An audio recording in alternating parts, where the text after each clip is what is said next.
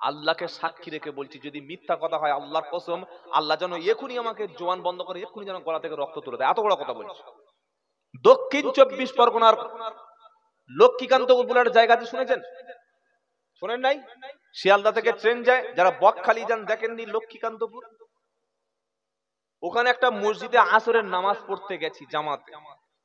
নামাজ পড়তে গিয়ে আমার পাশে একজন আল্লাহর ওলি দাঁড়িয়ে আছে। রুকুতে রুকুতে যখন যায় লোকের চোখ কোথায় থাকে? ঘড়ির দিকে, তাই তো নাকি? কোথায়? নিচের দিকে। পায়ের দিকে তাকিয়ে দেখি মালটার পায়ে এখানে একটা মোটা সুতা, আর এখানে দেখি একটা মাল দিয়ে মাথা, এখানে এখানে। আবারও বলছি, আল্লাহ যদি আমি মিথ্যা বলি এক্ষুনি আমার মৃত্যু দাও, এক্ষুনি আমার গলা থেকে রক্ত তুলে জাতির সামনে অপমান করে দাও, আল্লাহর কসম বলছি।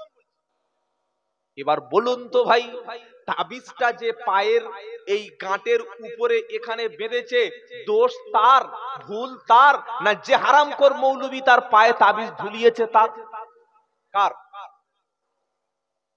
আমি তো আলেম, আমি তো বক্তা, আমি তো পীর সাহেব। আমার কাছে সাধারণ ছেলে এসে বলবে, হুজুর একটা মেয়ের সঙ্গে 6 মাস ঘুরঘুর করেছি, পটাতে পারি না মালটাই, তাবিজ দিতে পারো? আমি কি বলবো? এদিকে আয়, চলো আমার অফিসে চলো। মেয়েটার নাম কি? শিলা। ওর মায়ের নাম কি? দীপিকা। ওর বাপের নাম বলছে ফক্স। তো বলছে তাহলে 1001 টাকা লাগবে। বললে হুজুর মালটা তুলতে পারবো? বললে পুরো মাল আলু হয়ে যাবে, চন্দ্রমুখী আলু। কি 1001 টাকা আনবি? তারপরে হুজুর ভালো করে তাবিজ দিয়েছে, ছেলেটা গলায় তাবিজ নিয়ে এত ঘুরছে, 3 মাস ঘুরেছে, মাল পড়েনি। ফের এসছে হুজুরের অফিসে জুমার দিন, আসসালামু আলাইকুম, তোর বিয়ে হয়ে গেছে? বলছে কোথায় হুজুর বিয়ে হয়ে গেছে? সে মাল ফোনই তোলে না। বলছে তুই তো কাজ করতে পারিস নি। বলছে হুজুর কি ভুল হয়েছে বলুন দেখি। বলছে ভুল তোর ওই জায়গা। বলছে কি হয়েছে বল। তুই অতক্ষণ ফোন করবি কেন? কি করবো? বললে এক কাজ কর, এইবার 5001 টাকা দে। আগে ঝেড়েছে কত? 1001 টাকা। এবার ঝাড়ছে কত? 5001 টাকা। 6002 টাকা চলে গেল। বলছে হুজুর সত্যিকারে তাবিজ একটা দিন। বলছে দাঁড়া, এই এবার তুই শনিবার সকালবেলা আসবি কাক ধরে। আসার সময় 7টা পুকুরের পানি আর 7টা গাছের, যে গাছে ফল হয় না ওই রকম 7টা গাছের পাতা নিয়ে চলে আসবি। এমন তাবিজ দেবো মেয়ের মা চলে আসবে। আচ্ছা মেয়ের মা আর মেয়ে দুজনে যদি আসে, শাশুড়ি আর মেয়ে দুজনে একসঙ্গে বিয়ে করা, বউ করা যাবে তো? হবে? আমি বললাম ভাই এরা সম্পূর্ণ আপনাকে ঠকাচ্ছে। ইসলাম এই রকম কোন ধর্ম না। সহজ কোনটা? তাবিজ দেবো, বিয়ে তাবিজ দেবো? হ্যাঁ বললে দেবো। হ্যাঁ বলছে না, নাও বলছে না। ভাবছে শালা অন্য যন্ত্রের পাল্লায় পড়ে। বলে দেবো, আমি তো বলেছি খেয়েছি, আপনাদের ঠকাবো না। আর ছেলেরা কিছু টাকা ফোন পে, আমি বললাম দিতে হবে না, বলবো যে রাখুন, ভেবেছে যদি মালটা অন্য জায়গায় চলে যায়। কথা দিয়েছি যদি মরণও না হয় ইনশাল্লাহ আমি আসবো, এটা আমার ওয়াদা। কি দেবে না দেবে সেটা কমিটির ব্যাপার। কিন্তু এর চাইতে আরেক জায়গায় 20,000 25,000 বলবে। জলসার দিন সকালে বউকে ফোন ধরে দিয়ে বলবো হুজুরের এখন পায়খানা হচ্ছে, তলা থেকে সুতো কাটছে, ওই মাল আমি না। হাসছে দেখো ছেলেরা। কত হুজুর আছে জানো? কমিটি ফোন করছে, হুজুরের বউ বলছে ওয়ালাইকুম আসসালাম। কি আব্দুল্লাহ জুবাইর? না না, ওনার ওয়াইফ বলছি, ওয়াইফাই বলছি। তো বলো হুজুর কই? বলছে উনি এখন টয়লেটে ইবাদত করছে। কি কি ইবাদত করছে বুঝে না। তোমার কাছে ফোনটা দিন না। বলছে এত শরীর খারাপ, এত পায়খানা, কথা বলতে পারবে না। আচ্ছা পায়খানা মুখ দিয়ে হয় না পিছন দিয়ে হয়? তুই কি বাদুর নাকি যে মুখ দিয়ে মাল ফেলছিস? ফোন ধরেনি। কমিটির ছেলেরা সকালবেলা বললে কি সর্বনাশ, কার আনবো? আশেপাশ থেকে একটা বক্তা নিল। তারপরের দিন ধরেছে ধুলাঘাট টোল ট্যাক্সের কাছে, হুজুর আমাদের জলসা আসেননি কেন? বললে ভাই এত পায়খানা হয়েছে, এতটা নাড়ি বার হয়ে গেছে। চিটিং বাসটা কোলাঘাটে 25,000 টাকা পেয়েছে, 9টা থেকে 11টা টাইম পেয়েছে। এখানে ফোনটা বন্ধ করে টুপিটা খুলে সিটের পিছনে চলে গিয়ে ওই কোলাঘাটের ব্রিজের কাছে ডান দিকে 1 কিলোমিটার মোল্লাপাড়া আছে, ওখানে 2 ঘন্টা ঝেড়ে বক্তব্য করে কাঁদিয়ে 25,000 টাকা নিয়ে বাড়িতে এসে বিবির কাছে শুয়ে পড়েছে। এই বক্তা যদি তাবিজ দেয়, এই বক্তা যদি দোয়া করে, কবুল হবে? দাদা হুজুর রহমতুল্লাহ ফুরফুরার হুজুররা যারা হক্কানি ছিলেন, তারা দোয়া করলে, বক্তব্য করলে মানুষ সঙ্গে সঙ্গে পরিবর্তন হয়ে যেত। বলুন সুবহানাল্লাহ। আমাকে ক্ষমা করবেন, সত্যটা আমাকে বলতে হবে ভাই। আল্লাহ তার ইসলামের মধ্যে, কোরআনের মধ্যে এমন কোন সমস্যা নেই যেটা সমাধান করেনি। যুবক ছেলে রাত্রেবেলা আল্লাহর কাছে বলবে, আল্লাহ একটা সুন্দরী নারী আমাকে দিন না আল্লাহ। যুবতী কাঁদবে, আল্লাহ পৃথিবীতে আপনি তো জোড়ায় জোড়ায় বানিয়েছেন, বানিয়েছেন না বান নাই? আলাম নাজআলিল আরদা মিহাদা ওয়াল জিবালা আওতাদা ওয়া খালাকনাকুম আজওয়াজা। সুবহানাল্লাহ বলেন। وَجَعَلْنَا اللَّيْلَ لِبَاسًا وَجَعَلْنَا النَّهَارَ مَعَاشًا وَبَنَيْنَا فَوْقَكُمْ سَبْعًا شِدَادًا وَجَعَلْنَا سِرَاجًا وَهَّاجًا। সূরা নাবা 30 পারার প্রথম সূরা। আলাম নাজআলিল আরদা মিহাদা, আমি কি জমিনকে তোমাদের জন্য বিছানা বানাই নাই? সুবহানাল্লাহ বলবেন না? ভূমিকম্পের সময় জমিন যাতে না পড়ে যায়, শহরটা যাতে মাটির মধ্যে না গেড়ে যায়। মাউন্ট এভারেস্ট করেছি, কাঞ্চনজঙ্ঘা করেছি, বড় বড় পর্বতগুলিকে পিরেকের মতো জমিনে স্থির হওয়ার জন্য গেড়ে আমি দিয়েছি। সুবহানাল্লাহ। পাহাড় ভূমিকে, পৃথিবীকে রক্ষা করে। আবার এই কথাটা সূরা মুলকে বলছে, আমিনতুম মান ফিস সামাই আইয়াকসিবা বিকুমুল আরদা ফাইদা হিয়া তামুর। আল্লাহ বলছে, বান্দা তুমি কি নিশ্চিত, তুমি কি কনফার্ম, তুমি পূর্ণ সিকিউরিটি পেয়ে গেছো যে পৃথিবী যখন জমিনটা মাটির মধ্যে ধসিয়ে দেব, ভূমিকম্পে জমিন যখন থরথর করে কাঁপবে, তুমি কি নিশ্চিত তোমার ঘরটা ডুববে না, তোমার বিল্ডিংটা অক্ষত থাকবে? তুমি বলছো ভূমিকম্প প্রতিরোধক রড দিয়ে, ওই টিএমটি 600 রড দিয়ে আমি ঘর করেছি, আমি বড় পাঁচামির পাথর দিয়েছি, মোটা দানার বালি দিয়েছি, কংক্রিট সিমেন্ট দিয়েছি, মুর্শিদাবাদের মিস্ত্রি দিয়েছি, পাশ করা ইঞ্জিনিয়ার দিয়েছি, আমার ঘরটা দাঁড়িয়ে থাকবে। যখন ভূমিকম্প দেবো, ওই যারা এয়ার দিচ্ছে দেখেছেন, এরকম দেখেন নাই? কথা বলে না? রডের এয়ার দিচ্ছে, নাম কি ওদের গো?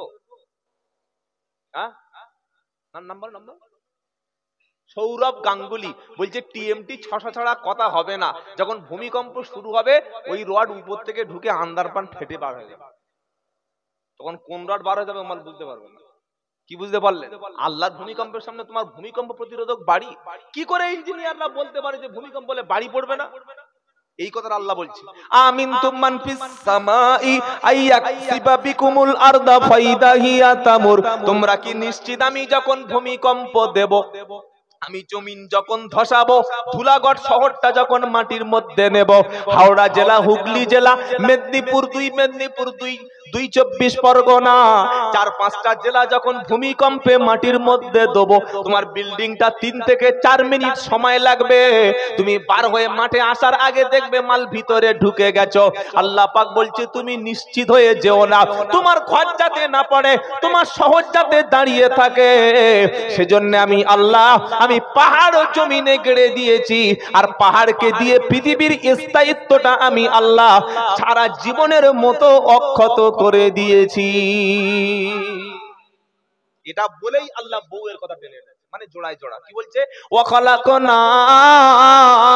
আজওয়াজা, পাহাড় মেরে দিয়েছি, জমিন চলবে না, সুন্দর ঘর বানিয়েছো, এবার তুমি বিবি পেয়েছো। খালাকনাকুম আজওয়াজা, আমি নারী এবং পুরুষকে কি জোড়ায় জোড়ায় বানাই নাই?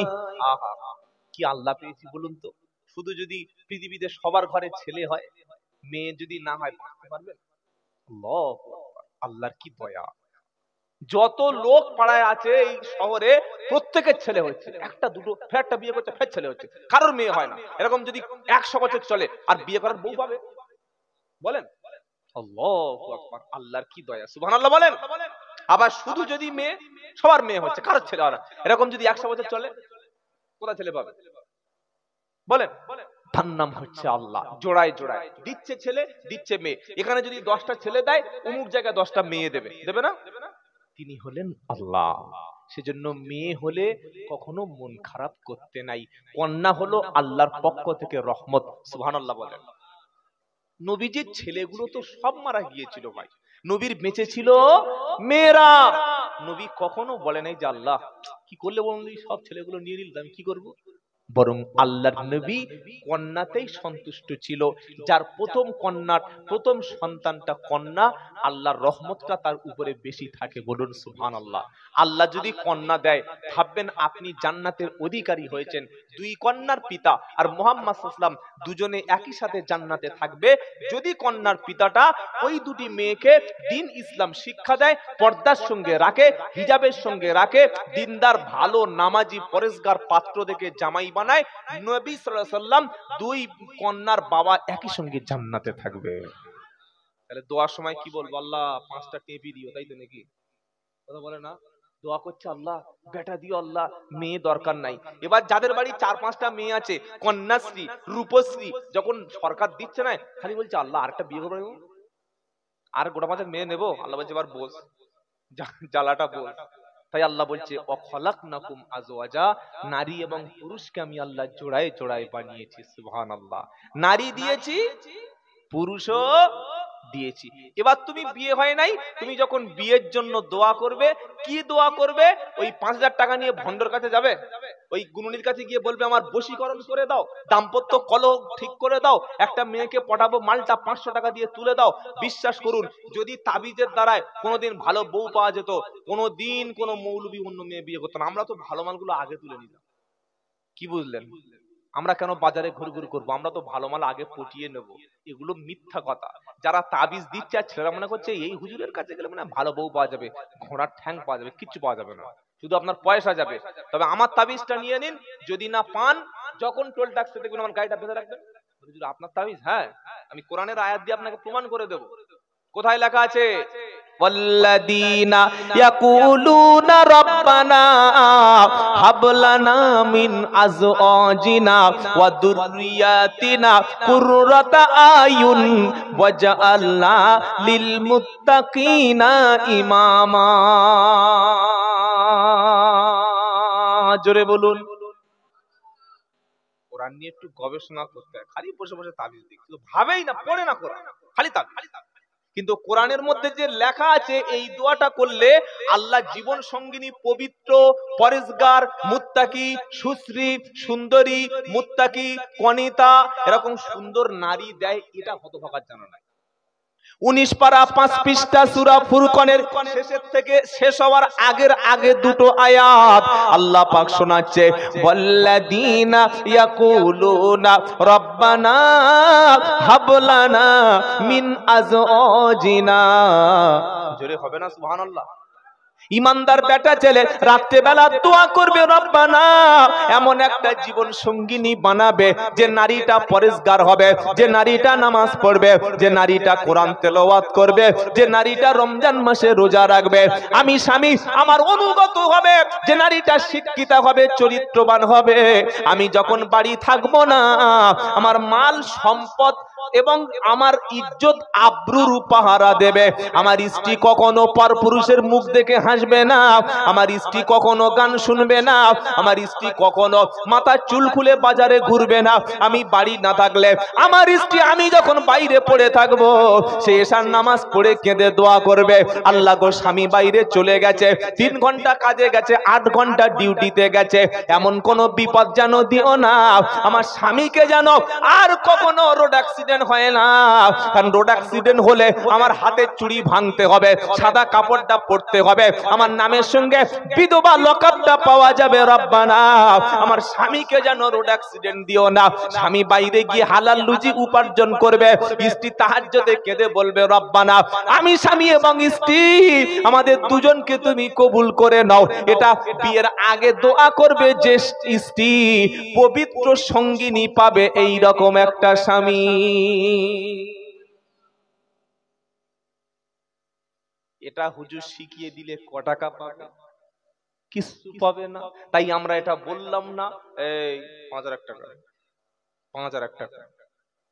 আমার যুবকরা বিশ্বাস করো ভাই, তুমি যখন বেটা ছেলে হয়েছো, আল্লাহ তোমার জন্য একটা নারী বানিয়েছে। কি বানায় নাই? বানায় নাই, বানিয়েছে।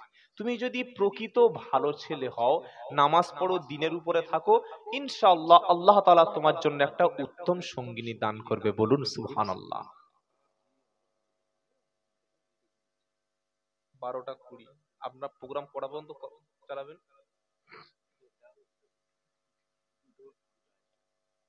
দুটো আড়াইটা?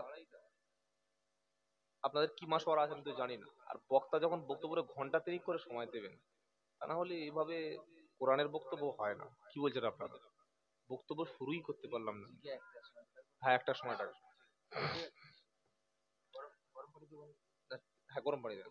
এত বক্তা আনার আমি পছন্দ করি না। আমি প্রত্যেকটা কমিটিকে বলি যে টাকা যখন দিচ্ছেন 3 ঘন্টা খাটিয়ে নিন। এখান থেকে এসে প্রথমে এসে খান্ডে গজল বলতে বলতে বলতে বলতে বলতে দরুদ শরীফ পড়তে পড়তে ও ফাঁকা 20 মিনিট। তারপরে রাস্তায় এই দেখেছি ওই দেখেছি এই বলতে বলতে 10 মিনিট। 2 ঘন্টা চলে গেল কত? 30। মাঝখানে 5টা ফটকা গজল, 10 মিনিট। 40 মিনিট চলে গেল, বাকি আছে 1 ঘন্টা 20 মিনিট। এবার একটা ঘটনা ধরলো, ওয়াকিয়া, শ্রোতা হা হা করে বসে আছে। নামার আগে বাবারা দল ঠিক রাখবে বাবা, ইমান বিক্রি করো না। এবার বলতে বলতে গীবত করতে করতে ওখানে 10 মিনিট গেল। একটু ইয়ানবী হলো, লম্বা দোয়া হলো। যাওয়ার সময় বললো, বাবা কিছু বলতে পারি নাই বাবা, অনেক কিছু বলার ছিল, কিছুই বলতে পারলাম না। তার মানে পরে পাশে আসবো, তোমার কাঁচা মাছটা দিয়ে যাবো। কি বুঝলেন? ঠিক বলছি তো?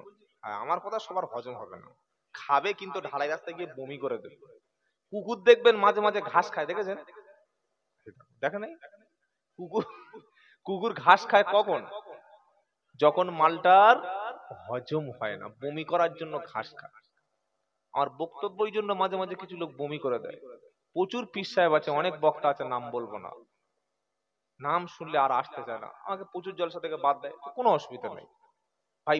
এই বলছি, এই বলবো, ভালো লাগে নিয়ে, তা না হলে আমার বাদ দে। ওই কারোর তেল দিয়ে কারোর কথা, আল্লাহর কসম আমি নিয়ত করে আছি, আল্লাহ যেন মৃত্যুর আগের মিনিট পর্যন্ত কোরআন এবং হাদিসের যেটা সত্য কথা সেটা যেন আল্লাহকে আমার বলার তৌফিক দান করেন, বলেন। আর আপনাদের যিনি যোগ্য ইমাম, পিছনে বলছি, সামনে বললে, সামনে কারোর প্রশংসা করা মানে পাপ, মানে তাকে ধ্বংস করে দেওয়া। আমার ভাই সিদ্দিকুল্লাহ, মাওলানা সিদ্দিকুল্লাহ হাফিজাহুল্লাহ, আল্লাহ তার সম্মানকে বাড়িয়ে দিক, বলুন আমিন। আমরা দুই ভাই ত্রিপুরায় গেছি, অনেকবার প্লেনে একসঙ্গে প্রোগ্রাম করেছি। অনেক যোগ্য মাপের একজন হকপন্থী আলেম, আলেম প্রচুর আছে, আলেম প্রচুর আছে, কিন্তু হকের উপরে থাকা অনেক কঠিন ব্যাপার। হকের উপরে টিকে থাকাটা প্রচুর কঠিন কাজ। কথা বুঝতে পেরেছেন? সত্য কথা বললে পটাপট পটাপট দাওয়াত কাটবে, সত্য কথা বললে ইমামতির চাকরি চলে যাবে, সত্য কথা বললে মুরিদ সব চলে যাবে, কিন্তু তারপরে টিকে থাকতে হবে। কি দরকার ছিল ইমাম আজম আবু হানিফা জেলের মধ্যে মৃত্যুবরণ করার? ইমাম হাম্বল আলাইহি রাহমা, হাম্বলি মাযহাবের ইমামের পিছনে হাত বাঁধা, পুরো 11 দিন পিটতে পিটতে জেলখানায় হাতকে ডিসকানেক্টেড করে দেওয়া হয়েছে। আর এই জামানার মুজাদ্দেদের নাম বলবো, খালি মুজাদ্দেদ মুজাদ্দেদ বলে চিল্লাচ্ছে যারা। জামানার মুজাদ্দেদ ছিলেন আল্লামা দেলওয়ার হোসেন সাইদি রহমাতুল্লাহ আলাইহি, বলুন সুবহানাল্লাহ। তিনি একজন জীবিত জ্যান্ত পীর ওলি ছিলেন। কেন? যার হাতে হাত দিয়ে 1000 অমুসলমান ইসলাম কবুল করেছে, বলুন সুবহানাল্লাহ। যার বক্তব্য শুনে লক্ষ লক্ষ মানুষ মাজার বাদ দিয়ে এখন মসজিদে ঠাঁই হয়েছে, বলুন না সুবহানাল্লাহ। তাই কিছু ভণ্ড পীর ফতোয়া দিচ্ছে, খবরদার কোরআন থেকে যারা কথা বলে তাদের কথা শুনিসনি। কেন ভাই? কারণ কোরআন যদি কারো সিনায় ঢুকে যায় আর তারা বাপের বোতল ফাটানো কাহিনী শুনবে না। আল্লামা সাইদি, তিনি ফুরফুরার পীর আবু বকর সিদ্দিক দাদা হুজুর রহমাতুল্লাহ আলাইহির মানে তার আব্বা খলিফা ছিলেন। সুবহানাল্লাহ বলতে ইচ্ছা করলো না? অথচ এইরকম একটা মানুষ মিথ্যা মামলায় 13টি বছর জেল খাটল। আল্লাহু আকবার, 13 বছর। আল্লাহ তাআলা আল্লামা সাইদি সাহেবকে জান্নাতুল ফেরদাউসের একটা পাখি বানিয়ে নিন, বলুন আমিন। হকের উপরে থাকবে। গোটা পাড়ার লোক আপনাকে কি বললো, বক্তা সমাজ কি বললো দেখার দরকার নাই। তো আপনারা যোগ্য ইমাম পেয়েছেন হাফেজ সিদ্দিকুল্লাহ সাহেব। আল্লাহ পাক আমার ভাইকে সুস্থ করে তার কণ্ঠকে, তার ইলম আরো বাড়িয়ে দিক, বলুন আল্লাহুম্মা আমিন। যেটা শোনাচ্ছিলাম, ছেলেরা তোমরা দোয়া করবে আল্লাহর কাছে, যারা মহিলারা তোমরা ভালো স্বামী পাওয়ার জন্য দোয়া করবে। ওই তো দোয়া, রব্বানা হাবলানা মিন আজওয়াজিনা ওয়া যুররিয়াতিনা কুররাতা আয়ুন। দোয়া করছে আল্লাহ সুন্দর সঙ্গিনী বানিয়ে দাও, সাথে সাথে কুররাতা আয়ুন, আল্লাহ এমন একটা সঙ্গিনী বানিয়ে দেবে আল্লাহ, ওই সঙ্গিনীর পেট থেকে, সঙ্গিনীর গর্ভ থেকে, ঔরস থেকে নেককার পরেজগার সন্তান হবে, যে সন্তানের ব্যবহারে কুররাতু আয়ুন, সন্তানের বাপ মার চক্ষুটা শীতল হবে। ছেলে যদি মাস্টার হয়, ছেলে যদি শিক্ষিত হয়, ছেলে যদি নামাজি পরেজগার হয়, ছেলে যদি একজন সমাজসেবী হয়, মানুষ জিজ্ঞাসা করে কার ছেলে, লোক বলে ইসমাইলের ছেলে। লোক তখন শুধু ছেলের জন্য দোয়া করে না, ওর বাপেরও জন্য দোয়া করে। আল্লাহ তাআলা ইসমাইলও একজন ভালো মানুষ, ছেলেটাও ভালো মানুষ, দোয়া করে না, করে না, করে।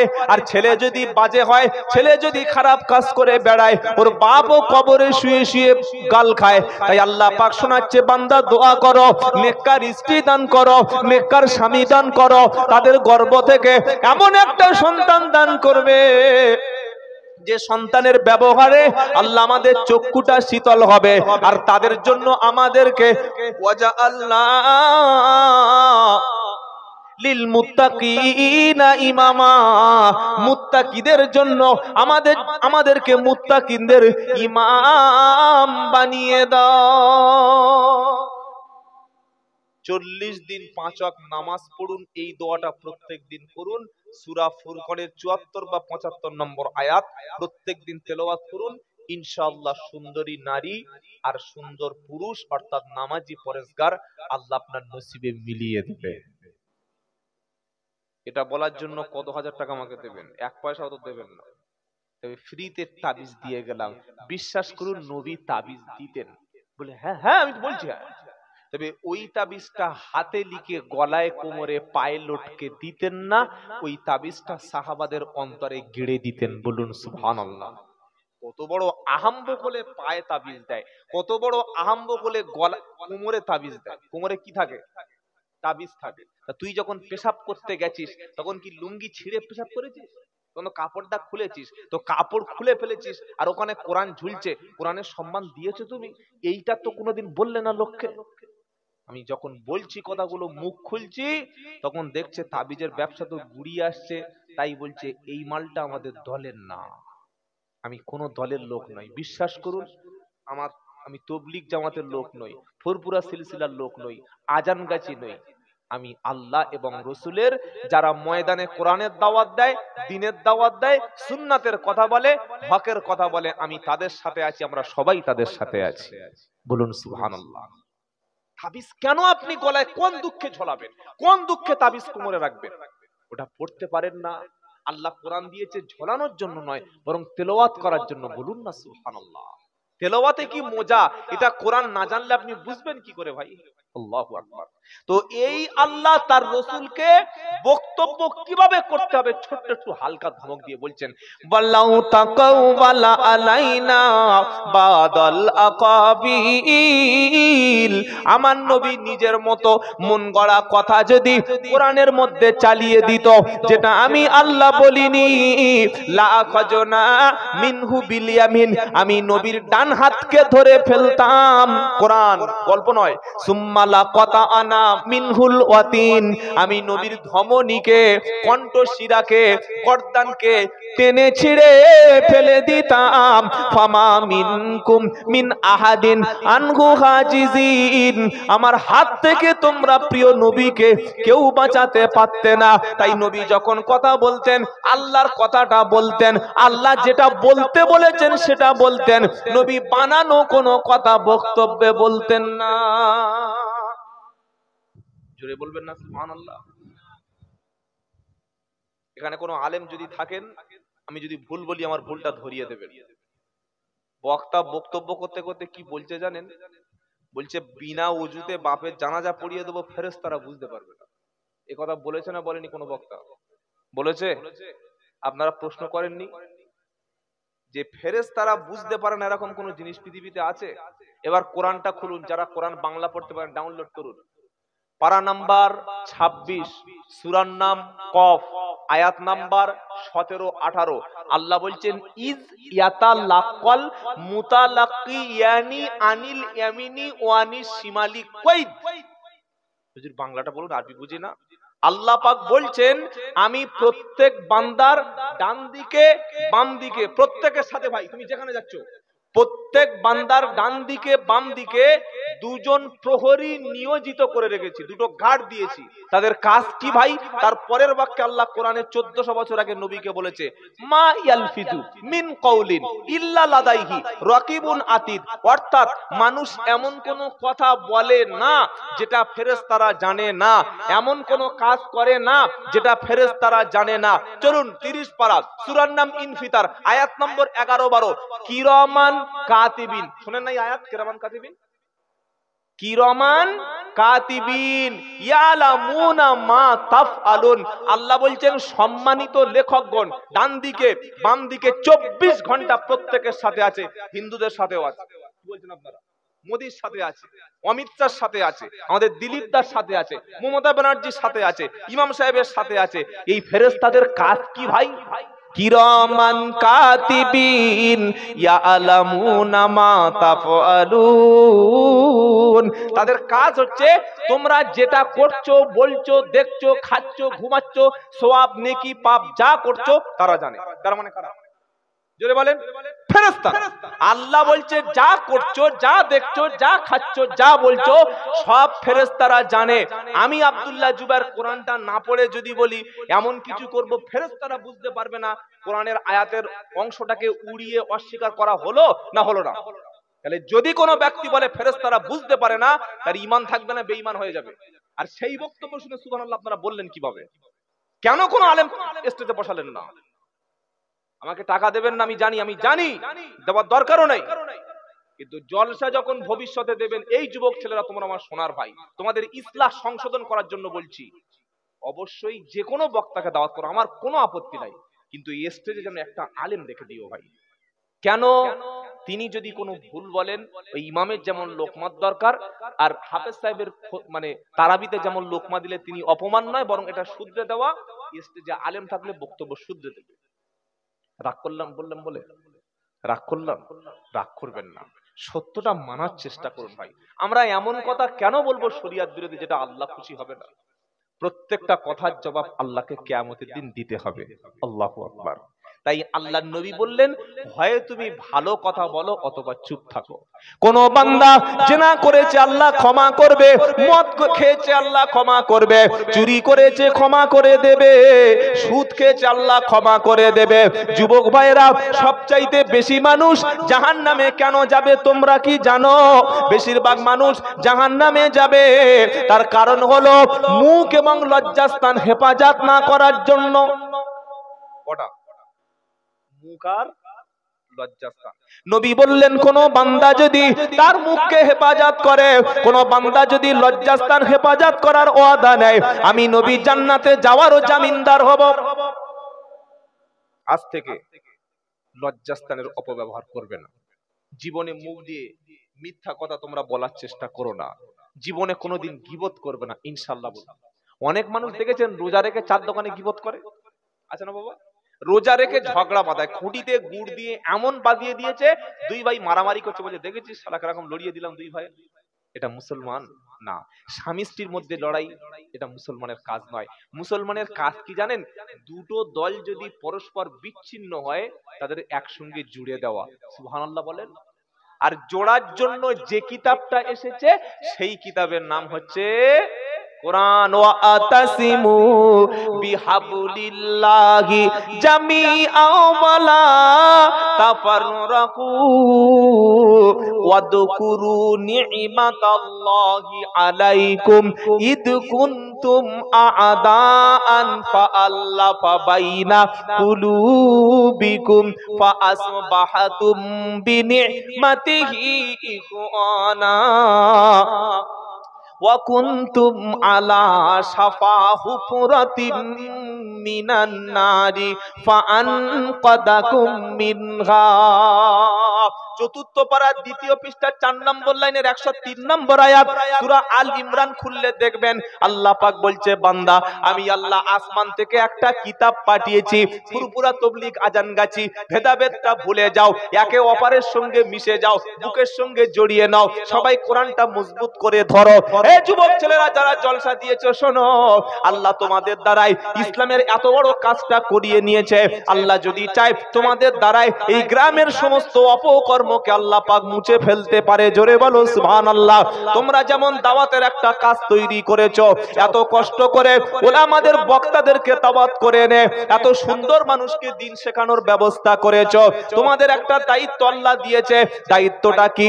আল্লাহ বলছে আমি কোরআন দিয়েছি আসমান থেকে, ওটাকে মজবুত করে ধরো। কে পুরপুরা সিলসিলা, কে আজান গাছি, কে দেওবন্দি, কে তাবলিগি, কে বেরিলি ওহাবি, এসব পরিচয় ভুলে গিয়ে তোমার ভাইদের কাছে যাও, যে এখনো কোরআনটা পড়তে পারে না, ওকে ধরে আল্লাহর ঘরে একটু তুলে নিয়ে এসো। যে মুসলমান দাবি করে ৬২ বছর বয়স হয়ে গেছে, আজও পর্যন্ত কিভাবে নামাজ পড়তে হয় জানে না, শরীর পাক কি না পাক সে নিজেই বোঝে না, ওই রকম ব্যক্তিকে তুমি যদি পাক এবং পবিত্রটা শিখিয়ে দাও, ওকে কোরআনের কাছে নিয়ে এসো, কোরআন শিক্ষা দিচ্ছে যারা তাদের কাছে নিয়ে এসো, মসজিদের সঙ্গে যদি জুড়ে দাও, সবাই মিলে তোমরা এক হয়ে যাও, তোমরা বিচ্ছিন্ন হয়ে যেও না। যখন তুমি কোনো মানুষকে শুধরে দেবে, ইসলাহ করে দেবে, সংশোধন করে দেবে, আর নিজে আমলের উপরে থাকবে, তুমি হলে আল্লাহর কাছে সবচাইতে পিয়ারা।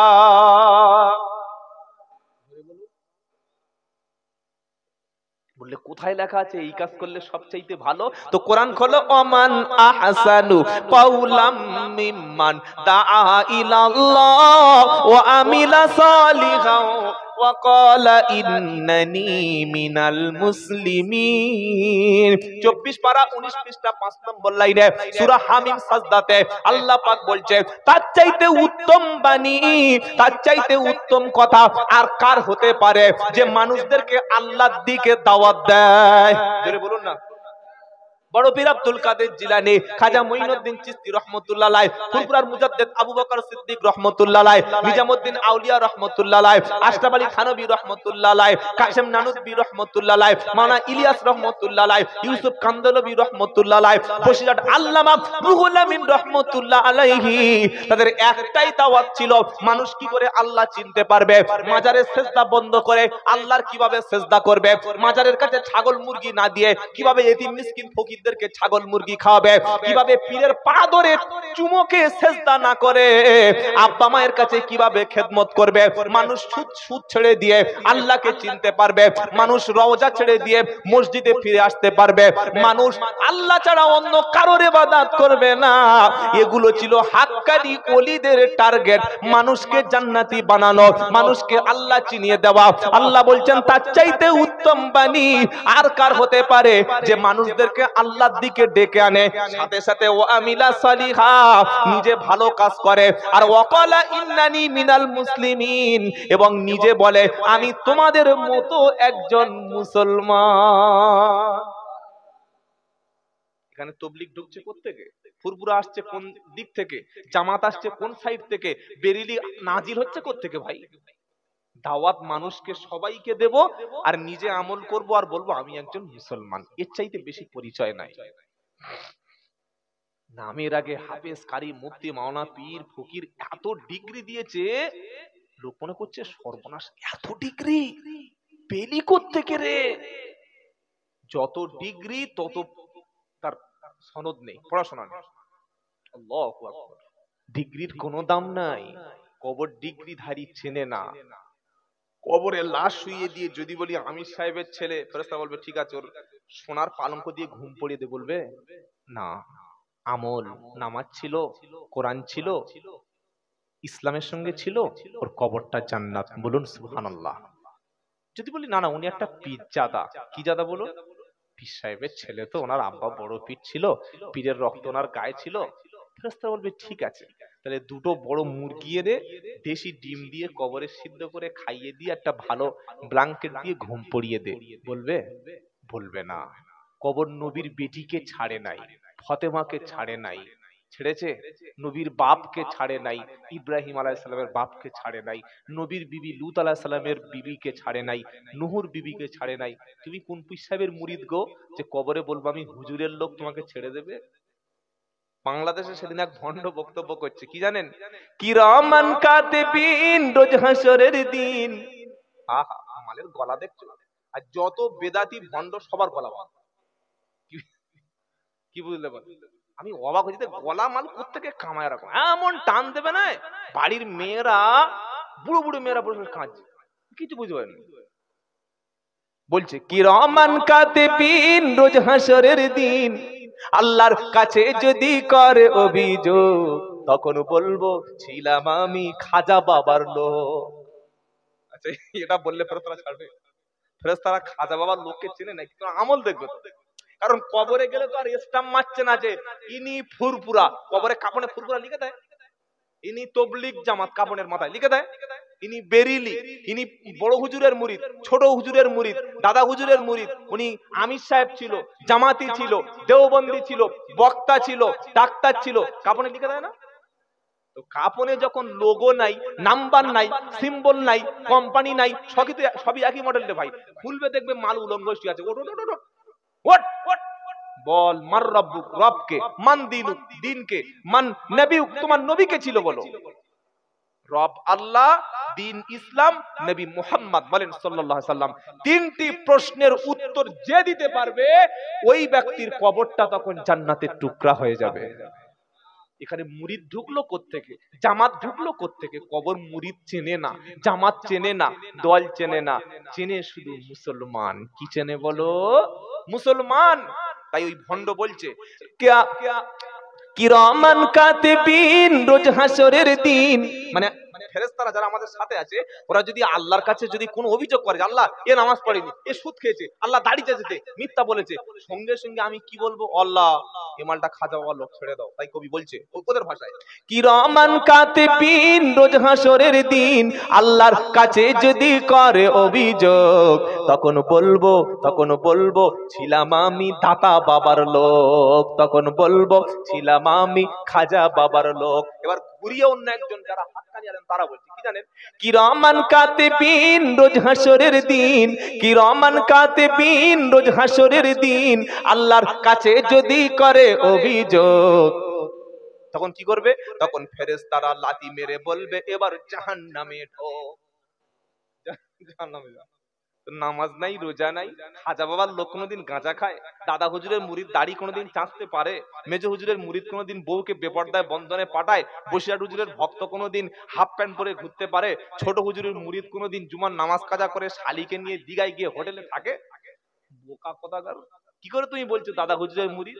কি করে ছোট হুজুরের মুরিদ বলছো? কি করে বলছো নবীর উম্মত? কি করে বলছো আমি জামাতের সাথী রে ভাই? নিজের বাপকে ভাত দিস না দুমুঠো? সকলে বলুন 5 ওয়াক্ত নামাজ পড়বো, আত্মীয় স্বজনের সঙ্গে ভালো ব্যবহার করব, সত্য কথা বলবো, আত্মীয় স্বজনকে কখনো কষ্ট দিও না, জান্নাতি হবে, বলো সুবহানাল্লাহ।